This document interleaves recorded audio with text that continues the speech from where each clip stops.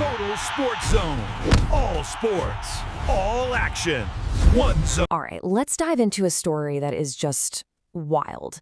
It's part sports news, part bizarre legal puzzle. Imagine this. A Major League Baseball player just got suspended from a job he doesn't even have. Talk about a massive gamble where the stakes for his career could not be higher. And yeah, that's the big question, isn't it? How on earth do you get suspended from a job you don't even have? It sounds like a riddle. But, in the kind of crazy world of professional sports contracts and, well, drug policies, this is exactly what went down. So let's break down how this is even a thing. Okay, so it all starts on January 9th. It's the middle of the off-season. Things are supposed to be quiet, right? And then, bam, the commissioner's office drops this bombshell of an announcement. And it just throws a huge wrench into the free agent market and leaves one guy's entire future hanging in the balance. So let's get right into the nuts and bolts of this suspension, because I'm telling you, the headline doesn't even begin to cover how complicated this whole situation is. The guy at the center of all this? It's Max Kepler. He's an outfielder, a free agent, and he just got slapped with an 80-game suspension for violating MLB's drug policy. Now, on the surface, that sounds pretty straightforward.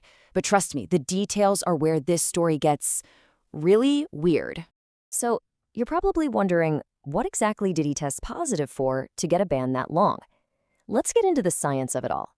Okay, so the substance was something called epitrenbolone.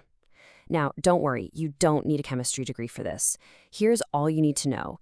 It's basically a telltale sign of trenbolone, which is a very well-known and very banned anabolic steroid. So as far as MLB is concerned, this is an open and shut case of a performance-enhancing drug, or PED.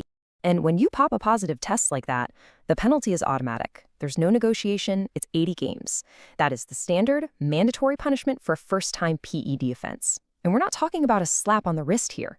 That's almost half a season gone. Just poof. So this all brings us right back to that bizarre question from the beginning.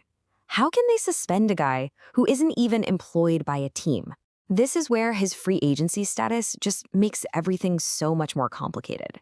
All right, so here's the crazy way this actually works. The suspension doesn't even start until he signs a contract with a team.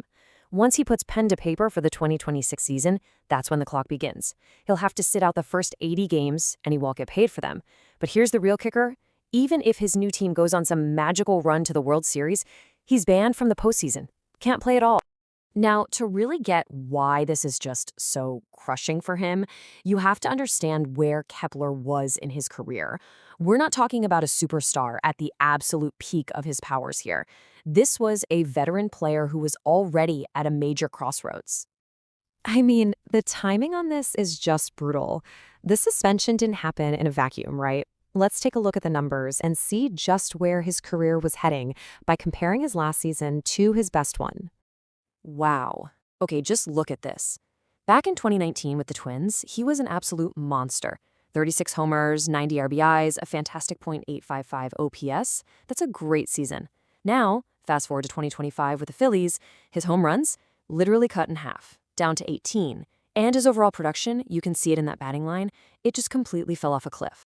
So here's the bottom line. He's 32 years old, coming off a really down year. Max Kepler was already hitting free agency, needing to prove to everyone he could still play at a high level. He was looking for a comeback season. And instead, he gets hit with pretty much the biggest setback you could imagine. So that leads us to the biggest question of all. What happens now? What's the actual fallout from this for his future in baseball? Well, like a lot of things, it really just comes down to money and opportunity. So let's think about it. You've got a half-season suspension, a total ban from the playoffs, and you're coming off a bad year. What does that do to your value on the open market? It's what you'd call a chilling effect. His market value just craters. Instantly. Every team out there knows he's out for half the season and, this is the big one, he's completely useless for a playoff run. So he immediately gets labeled as this risky, low-value signing. I mean, why would you take a gamble on him when you could just go sign a guy like Harrison Bader or Austin Hayes, who can play all year and don't come with all this baggage? So really, you're looking at two kinds of teams that might sign him. First, you have the contenders, the teams trying to win a World Series. Are they interested? Almost no chance. That postseason ban is an absolute deal breaker. Then you have the rebuilding teams. They might look at this and think, hey, here's a low-risk chance to get a veteran cheap and plug him in halfway through the year. So you can see how his list of potential teams just got super, super short. And that's where we're left. For a guy like Max Kepler, 32 years old, already on the downswing, fighting to prove he still belongs, is this 80-game suspension just a massive roadblock? Or is this it? Is this the end of the road for his career? That is the multi-million-dollar question that every front office, and you got to believe Kepler himself, is asking right now.